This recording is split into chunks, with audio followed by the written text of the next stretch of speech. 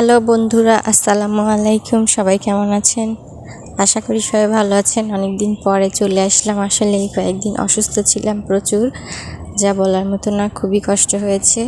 আপনাদের দোয়ায় এখন আল্লাহর রহমতে সুস্থ হয়েছি। বিকেল করে আর কি করার আছে, গাছগুলো অনেক দিন দেখা টাকা হয় না, তাই ভাবলাম যে একটু গাছগুলা ঘুরে ঘুরে দেখি। চারপাশে এত পানি হয়েছে বৃষ্টির যে কিছুই ভালো লাগে না বের হতে। সারাক্ষণ বাসার মধ্যে বোরিং ফিল করছি, তাই বের হলাম। ভাবলাম একটু ভিডিও করে নেই, দেখি। অবশ্যই দেখলে হয়তো ভালো লাগবে। দেখেন আমি এখানে কি সুন্দর গাছ, আসলে গাছ লাগানোটা থেকে দেখা যায় যে পাড়াটাই বেশি মজার। গাছ লাগাবেন, ফলগুলা যখন হয় বা ফলগুলা সবজিগুলা তুলে যখন রান্না করা হয় তখন বেশি মজা লাগে। আর এই ফলগুলা তো একেবারে, এই পেয়ারাটা কিন্তু অনেক টেস্টি, এবার প্রথম এসেছে, খুবই সুস্বাদু পেয়ারা। আমরা কিন্তু খুব মজা করে খেয়েছি। অনেক পেয়ারা এসেছিলো, কিন্তু পেয়ারায় বেশিরভাগই এবার পোকা হয়েছে, কেন হলো জানি না। আর এই বেগুনগুলো তো ভর্তা খাওয়ার জন্য অসাধারণ স্বাদ। এর আগে আমি উঠাইছিলাম, দেখাইছি, এবার উঠিয়েছি অনেকগুলো।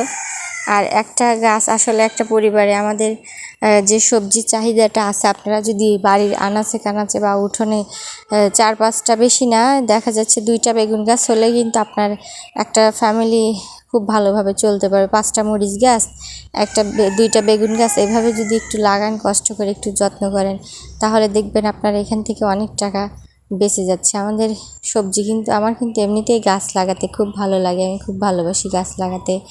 আর বিশেষ করে যখন গাছ থেকে সবজি তুলি তখন আমার আরও বেশি ভালো লাগে, এই জন্য আমার গাছ লাগানো। আর আমি কিন্তু গাছ অনেক লাগাই, আমার গাছে আল্লাহর রহমতে অনেক ফল হয় আর সবজি হয়। এগুলা কিন্তু আমি একা খাই না, এগুলা কিন্তু আমি বিক্রিও করি না, আমি বিক্রি করাও পছন্দ করি না।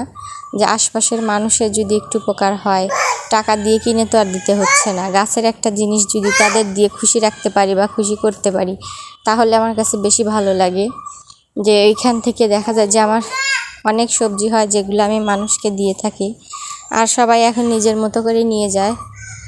আর এখানে বাড়ির বাহিরে বড় একটা বাগান আছে, এই বাগানটাকেও আমি ঘুরিয়ে দেখাচ্ছি অন্য একদিন। আসলে অনেক বড় হয়ে গেছে, ভিডিও আমি কেটে ছোট করে দিয়েছি, বাকিটা আমি অন্য একদিন দেখাবো। এটা কিন্তু এক ধরনের আলু। আপনাদের অঞ্চলে কী নামে বলে অবশ্যই জানাবেন। আমাদের এখানে কিন্তু পাটা আলু বলে। আমি আমার দাদির কাছে গল্প শুনেছি যে এটার গাছের গোড়ায় নাকি বড় পাথরের মতো, পাটার মতো হচ্ছে আলু বের হয়, এই জন্য ওটার নাম হচ্ছে পাটা আলু বলে। আমি পাটা আলু নামে চিনি। আপনাদের দেশে, এক এক দেশে এক এক রকম নাম, অবশ্যই জানাবেন কমেন্টে যে কে কী বলে। আর এই চাল কুমড়াগুলো কিন্তু খুবই মজার। গাছ, আসলে গাছ থেকে টাটকা তুলে খাওয়ার মজাই আলাদা। আর এটা বিশেষ করে ইলিশ মাছ বা হচ্ছে চাল